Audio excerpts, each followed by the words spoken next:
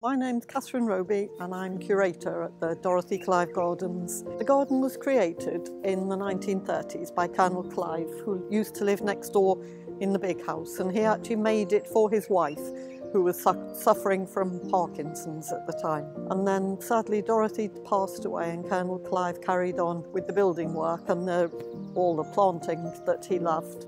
In 1958 he made it into a charity, and hopefully we've carried on the good work in the 65 years that we've been a charity.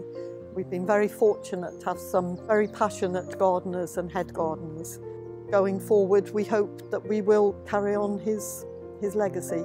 The garden originally was being formed in the 2¼ acre quarry, which is ericaceous soil and provided planting pockets for all the ericaceous plants, the Japanese acers and that sort of thing. And over the years we have added to the garden. It's gone from 2¼ acres to almost 13 acres now.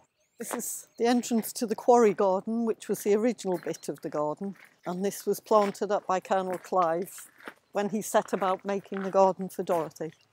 It's got some beautiful mature oak trees which give us the shade and the shelter that the more tender plants require. So when Colonel Clive designed the garden, or sort of worked with the contours of the quarry, he put in lots of interconnecting paths, which meant that Dorothy had a different path to walk every day with something different to see every day. And we've tried to continue that in the spirit of the garden as you go down the hillside. But it's very much a lose your way, or could be gone for days and days sort of garden.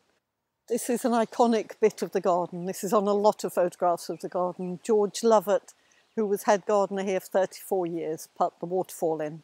At the moment we've got the Mortigan lilies flowering in here, which are particularly beautiful. These are more of the Mortigans, which are just stunning, aren't they really? That's a very beautiful, very well placed acer, which is across there. That's a national champion. We've got 6 national champions here of different things, and we've got about 30 county champions. We've come up to this bit to admire the acers, which are just stunning, and to see a Japanese acer of that sort of size. In the spring it has very pale pink leaves, then it goes through this beautiful green, and then we have fabulous autumn colour which lasts until December. So when the garden's open for us, that's just wonderful. And we have to acknowledge the stag, because people wander around the garden saying, "Where's the stag?" And that was a present to us for the millennium.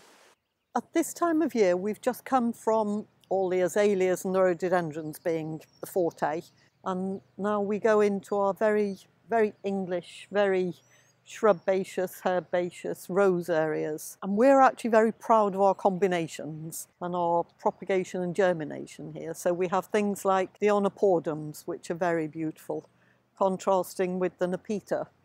So we like the whole journey to flow.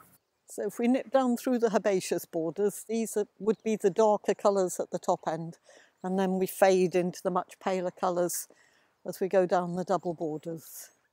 These are all pretty high maintenance borders, to be fair, but we do have a fabulous team of volunteers who come in and help, and we really couldn't do without them. This is something we did with the West Midlands Butterfly and Conservation Society, and they've provided the interpretation for us and that sort of thing.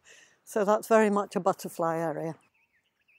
This was a grant for us from the Manchester Botanic Society, and as part of our environmental credentials we don't actually heat the glasshouse at all. In winter, when it's a bit cooler, we would reduce the watering, so things are not cold and wet. They will either be cold or wet, but not both. This is very beautiful. I think it's a canna, but really lovely. Quite tender, but survived last winter in here without any heating, but it's just stunningly beautiful. I like the seasonality of the garden and the fact that we've always got something. At this time of year, I very much love the roses. I do love practically all roses, so I would, if I had to choose just one, I would choose the roses. So this is what we would call the wedding border, and this was put in as a combination for both wedding photographs and because it was an entrance really between the arboretum and the main part of the garden. So the rose on the pergola is City of York, and then we have other Desdemona roses and that sort of thing for the scent. But the colour combination really is everything from ivory through to a darker purple. So this is geranium blue cloud. For us, it's a very beautiful geranium. It comes into leaf quite early, a beautiful soft green leaf. Then it flowers for weeks and weeks. Then we cut it back and it will do the whole thing again for us. So we get 2 dibs in the season. The roses here are Rosamundi, a stripy rose with some reversions where it's plain. But we have repeated it. So although it's an informal area, it just gives a slight air of formality. Alongside the yew hedge. At the moment the pinks are very dominant, but in the spring it's a much paler colour, and then as we go into autumn it becomes reds and oranges and yellows. We're very keen on our salvias at Dorothy Clive, and we will put those out for the summer but take them in. That would be Amistad. This is another very popular plant at the moment, the Veronicastrum. Just lovely. These are lovely, the little orangeums. Little, they're quite tall now, but they just set off the other shades and colours with their silver and green. For me, it's about sharing it. I think there's nothing so nice as to make somebody happy as they walk around the garden. I think it's really important that a garden should be shared, not just there without somebody to say, oh, doesn't that look lovely? Or so yes, for me it's sharing the garden. I don't think Colonel Clive ever imagined that it would get to be as big and as popular as it is. And we do have his diary from many years ago where he was amazed he'd had 1,000 people through in 1 year. So I think it's actually quite difficult to imagine how it will be in 20 or 30 years because everything is changing. But I think it will carry on in the vein that it has. To find out more about the Dorothy Clive Garden, head over to the link in the description of this video. Make sure to like and subscribe to Horticulture magazine for more videos like this one. Thanks for watching!